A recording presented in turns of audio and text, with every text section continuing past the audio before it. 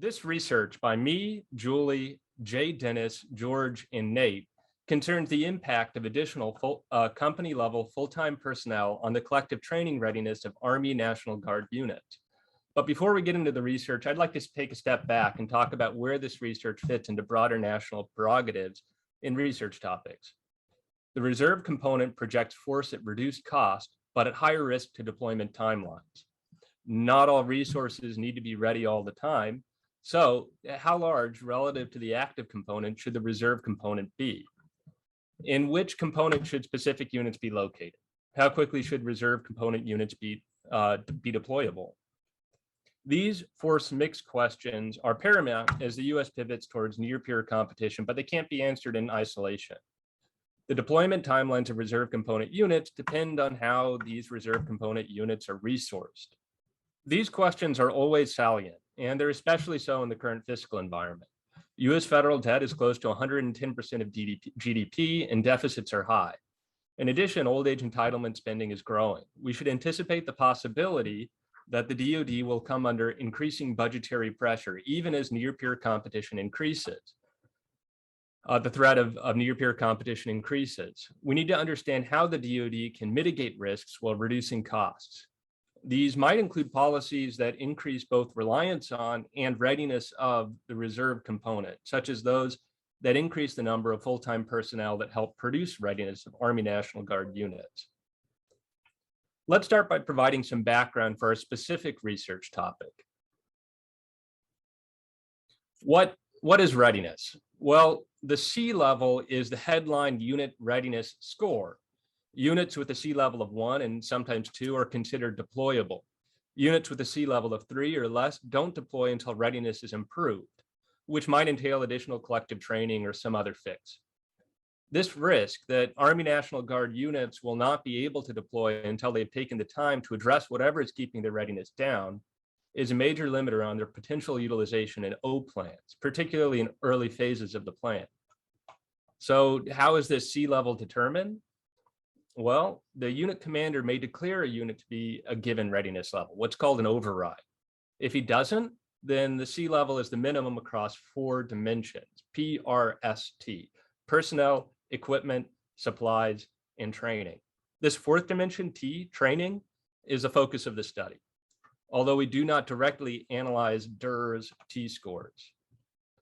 Training includes individual training. Do the personnel have the qualifications for their assigned role? Training also includes collective training. Has the unit demonstrated the necessary competency at the appropriate unit level? Collective training is the focus of the study. So how is collective training readiness assessed? Every category of modified table of equipment and values or IMTO unit must be competent at a set of missions. The training evaluation outlines define these missions. In turn, the mission essential task list, or METAL, provides a checklist of what must be effectively accomplished in a training exercise to demonstrate competency at a mission. This checklist is then converted to a 5-point score, which feeds into DERS to determine the T rating, which ultimately determines the C level.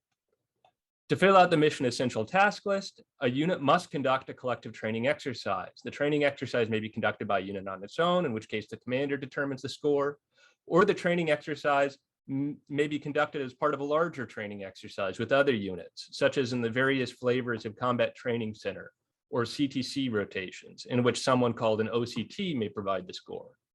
Now, as we said before, not all units need to be ready all the time. Planned downtime can be useful, during which time personnel can cycle to schools, new personnel can cycle in, personnel can cycle out, etc. The Army National Guard plans downtime according to the Army Force Generation cycle. This has gone through many iterations over the last decade, including the eponymous ARFRGen and the Sustainable Readiness Model and others, but the basic pattern is always the same. Usually for most units, it lasts about 5 years.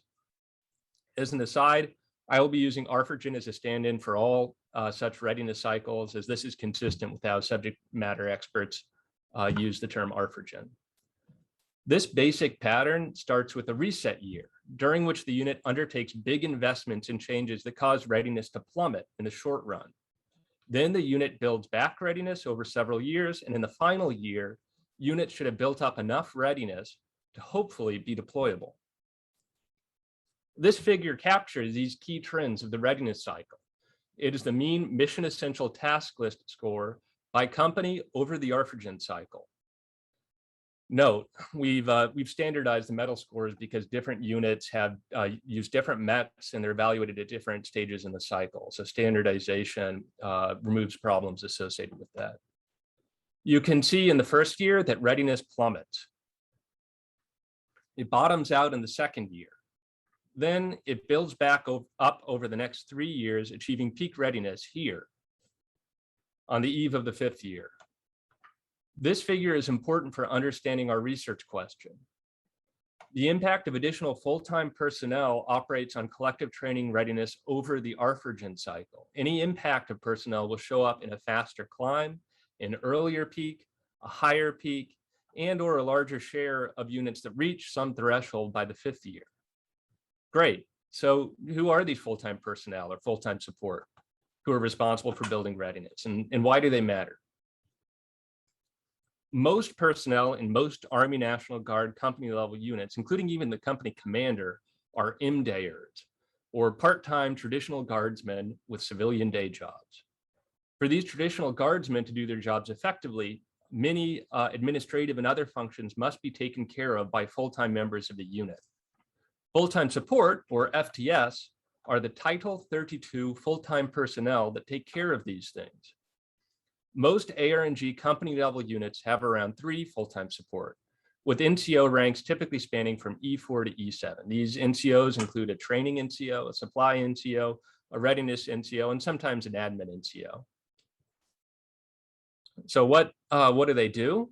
Well, they operate, among other things, they operate 7 different administrative systems.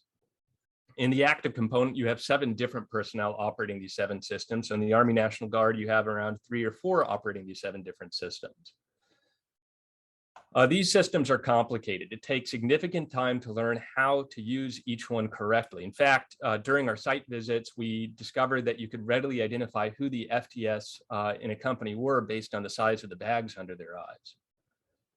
Anyway, one of these systems is especially relevant for the present research, and that's the Defense Training Management System, or DTMS, which is used for organizing collective training events and inputting training-related data.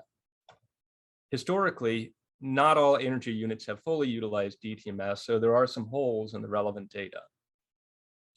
Great. So how are FTS assigned? It's important to know because endogenous allocation can confound causal estimates of their impact. Based on site visits and interviews with G3, states allocate FTS based on observable unit characteristics and do not take into account things like past readiness problems of a specific unit. This means we can treat initial allocations at the start of the ARFIGEN cycle as exogenous, conditional on observables. That's great for causal identification. That's great.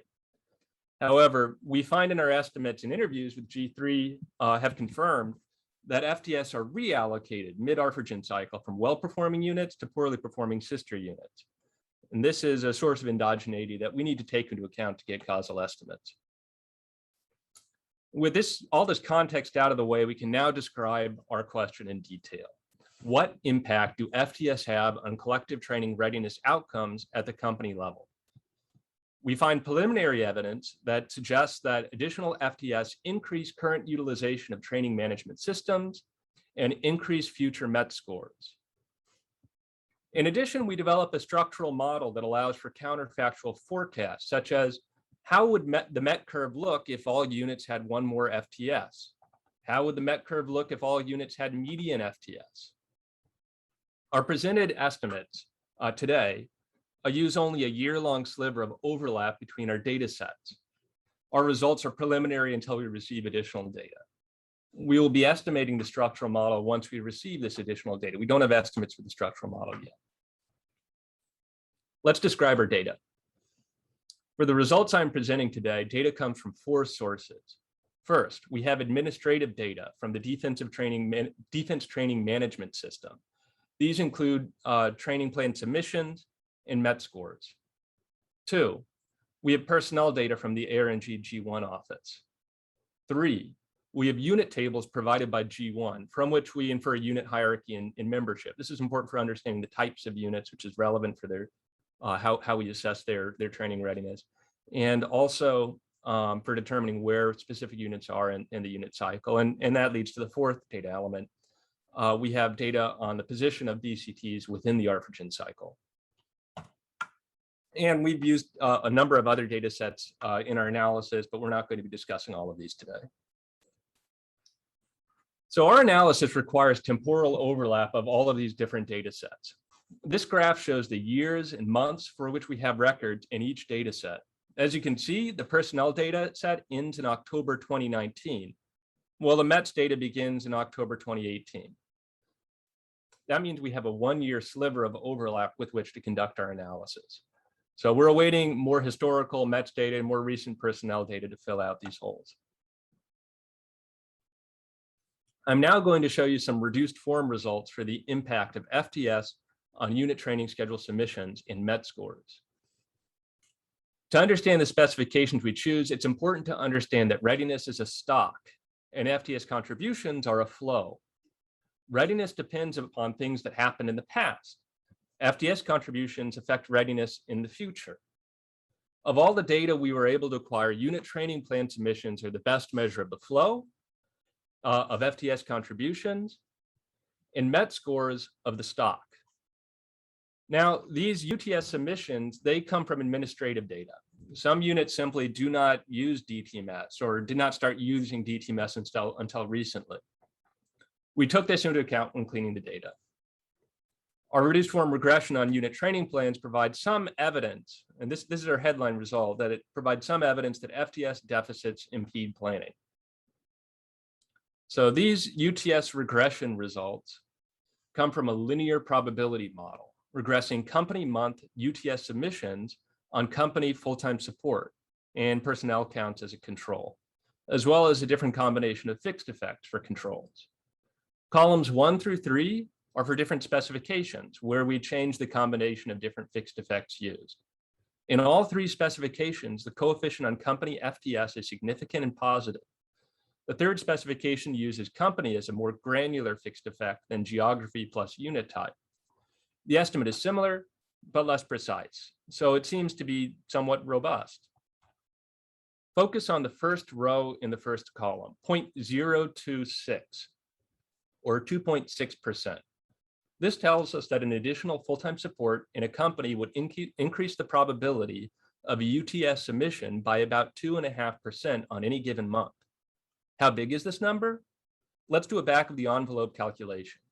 If you were to reduce the number of FTS in each company of a battalion by 1, you would expect that one of those companies would miss a unit training submission during the course of a year, which is actually pretty big, given that many units only submit 3 or 4 unit training plans over a year. Hence the title, FTS shortfalls presage planning shortfalls.